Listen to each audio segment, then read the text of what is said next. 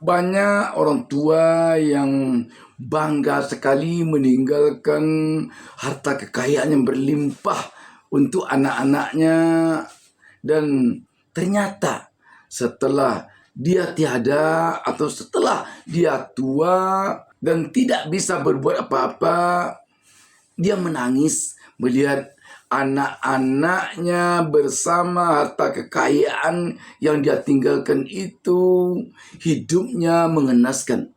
Ada apa ini sesungguhnya?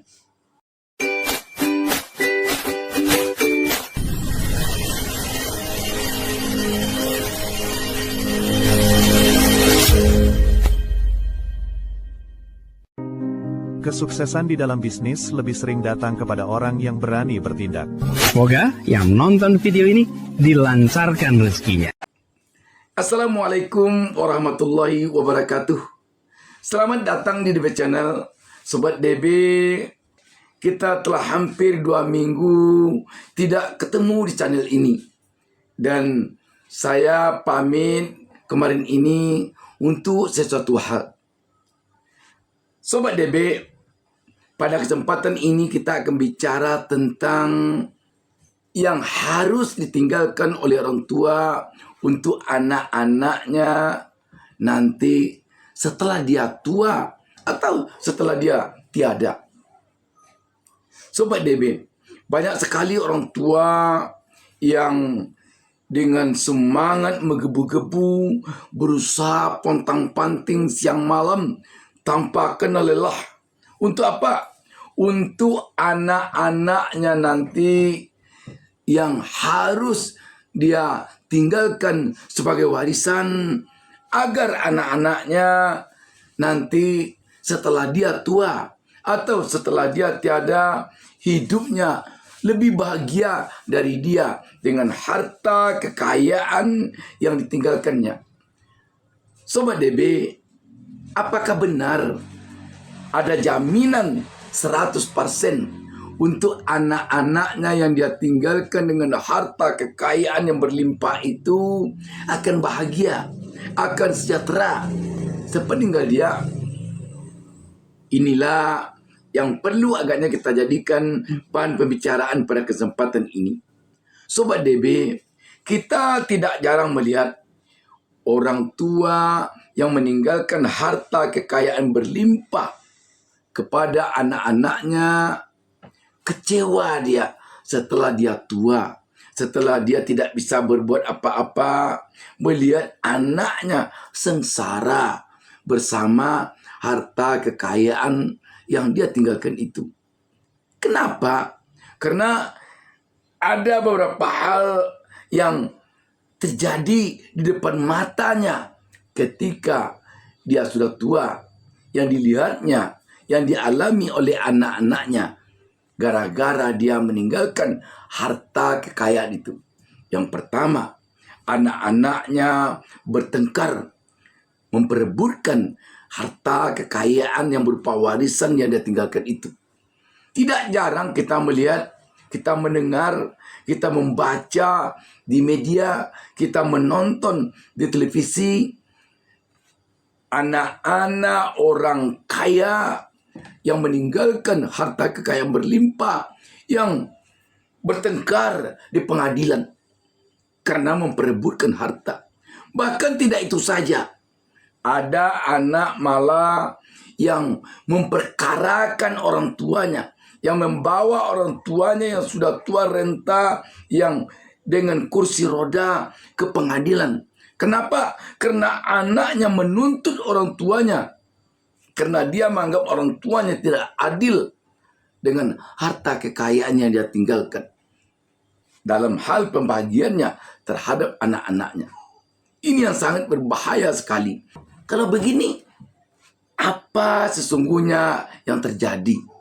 Sebab bagaimanapun kita sebagai orang tua, termasuk saya, dan saya yakin juga Anda begitu, kita selalu ingin meninggalkan harta kekayaan, ingin meninggalkan perusahaan, ingin meninggalkan rumah, ingin meninggalkan mobil untuk anak-anak kelak.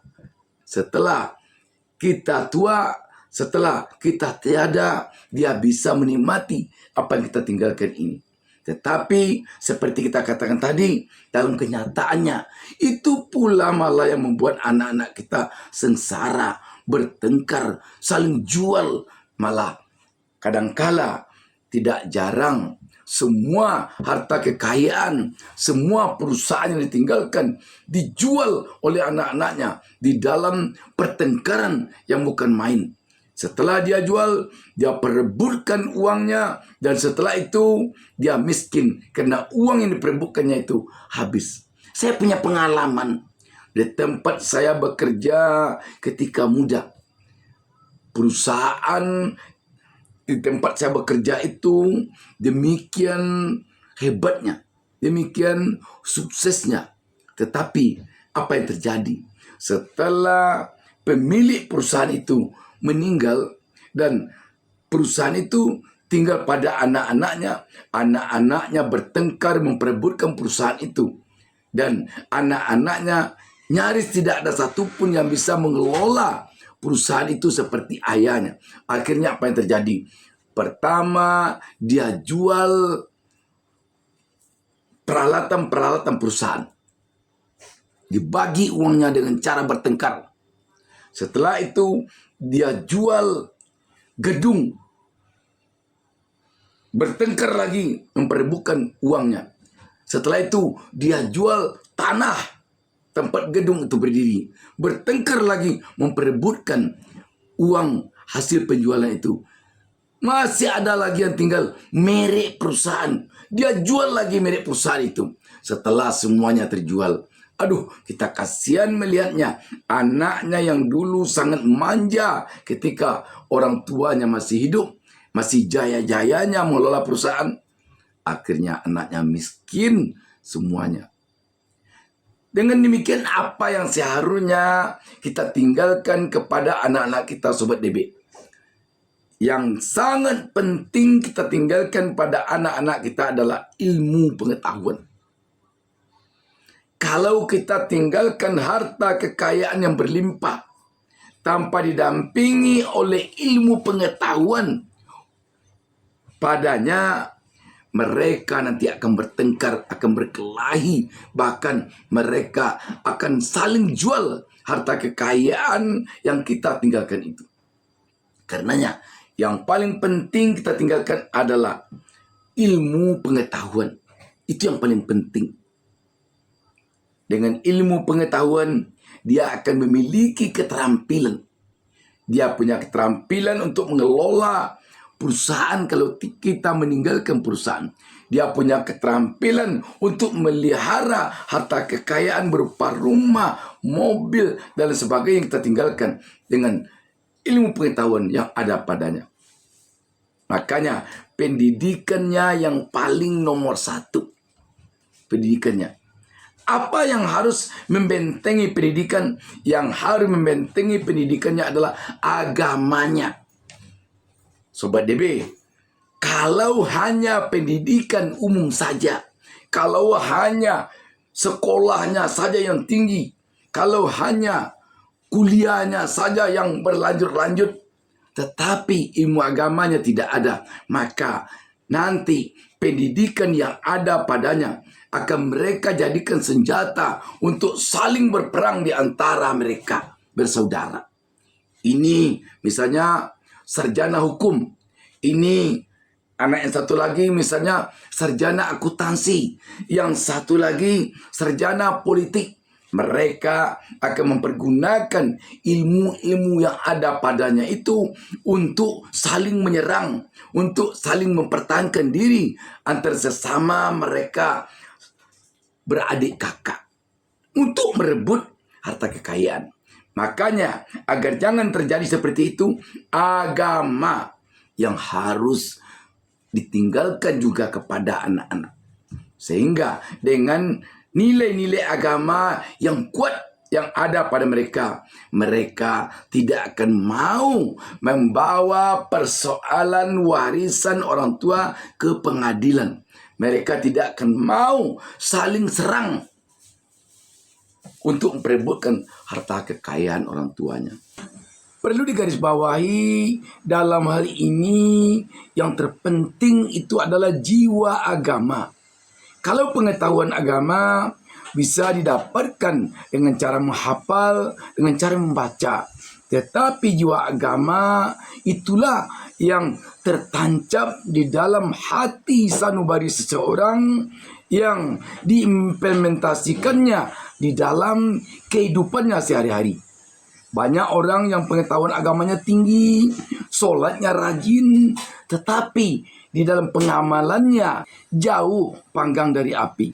Sholat jalan juga, namun harta orang lain jadi harta dia biasa saja. Mendapatkan uang dengan cara menipu, dengan cara mengecoh, dengan cara menggertak, enak saja. Sobat DB, jangan bangga kita meninggalkan harta kekayaan tanpa meninggalkan ilmu kepada anak-anak kita. Jangan bangga kita meninggalkan harta kekayaan, meninggalkan ilmu tanpa meninggalkan jiwa agama yang kuat, yang dalam kepada anak-anak kita. Karena itu, Sobat DB, seharusnya lah kita dari sekarang, saya, Anda, kita semuanya mempersiapkan kepada anak-anak kita untuk dia pelihara nanti di dalam menjalani hidupnya. Yang 3 tadi, kita tinggalkan dia mungkin harta kekayaan. Kalau kita memang mampu memberikan harta kekayaan kepada mereka, selanjutnya kita tinggalkan mereka dengan ilmu pengetahuan. Kita sekolahkan dia, kita usahakan pendidikannya baik. Dan yang paling penting, kita tinggalkan dia dengan jiwa agama yang kuat. Dan dengan ini, mudah-mudahan anak-anak kita sebagai pelanjut kita akan bisa nanti hidup lebih baik dari kita. Sobat DB, saya adalah seorang yang lahir dari kedua orang tua yang benar-benar sederhana. Saya lahir dari kedua orang tua yang tinggal di desa terpencil. Kedua orang tua saya tidak ada satu orang pun yang pernah menduduki bangku pendidikan sehari pun. Tidak pernah sekolah sehari pun. Orang tua laki-laki saya, dia pandai tulis baca karena dia dulu pergi bersama seseorang dan anak orang itu mengajari dia menulis dan membaca. Maka dia bisa menulis dan membaca.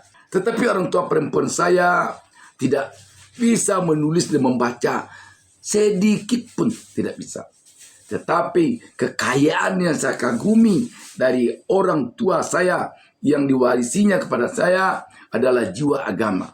Orang tua lelaki saya dulu dengan tegas mengatakan kepada saya, kamu belum boleh masuk sekolah sebelum kamu khatam Al-Quran. Dan kamu menghatamkan Al-Quran dengan cara saya yang mengajari kamu. Saya diajarinya dengan rotan. Dipukulinya dengan rotan saya. Di saat saya belajar mengaji, membaca Al-Quran dengan ayah saya. Saya tinggal di desa. Tetapi alhamdulillah Allah sayang kepada saya. Anak desa terpencil yang hidup kami di kampung. Waduh, sangat sulit saya gambarkan di sini bagaimana hidup kami berkeluarga di kampung. Tinggal di rumah ladang di hutan. Rumah kami atapnya daun salau, daun kayu namanya. Dindingnya daun pelupu, bambu yang dicencang-cencang. Lantainya dari kulit kayu. Tetapi apa yang terjadi? Sekali lagi saya katakan Allah sayang kepada saya. Tidak terbayangkan oleh saya bahwa saya akan bisa menamatkan pendidikan di perguruan tinggi. Dan tidak terbayangkan oleh saya bahwa saya akan bisa tinggal di Jakarta. Sebab kedua orang tua saya tidak pernah sekalipun menginjakkan kakinya di kota Jakarta selama hidupnya. Tidak pernah. Sobat DB, yang ingin saya katakan di sini, kalaulah orang tua saya dulu meninggalkan sawah yang banyak, ladang yang luas, rumah yang besar, mungkin saya sekarang masih tinggal di kampung saya itu. Mungkin saya kerja sekarang ini menokak tanah. Tetapi karena saya dibekali ilmu pengetahuan dan alhamdulillah dididik dengan jiwa agama yang kuat dan keras oleh kedua orang tua saya, maka saya bisa seperti sekarang. Sobat DB, sekali lagi, mari kita persiapkan anak-anak kita dengan ilmu pengetahuan, dengan jiwa agama yang kuat. Dan ketika nanti kita tidak sempat meninggalkannya dengan harta kekayaan, tetapi kalau kita tinggalkan mereka dengan ilmu pengetahuan dan jiwa agama yang kuat, insya Allah dia akan bisa hidup lebih baik dari kita. DB Channel selalu mendoakan kepada Allah Subhanahu Wa Taala, Tuhan Yang Maha Esa, agar seluruh pemirsa DB Channel menjadi orang sukses, menjadi pengusaha kaya raya, menjadi orang yang berilmu pengetahuan, yang berjiwa agama kuat. Salam sukses dari DB Channel. Salam sukses dari saya, Bustami Darda. Mohon jangan lupa subscribe, berikan komentar, dan share kepada teman sebanyak-banyaknya jika pemirsa merasa ada gunanya konten ini. Wassalamualaikum warahmatullahi wabarakatuh.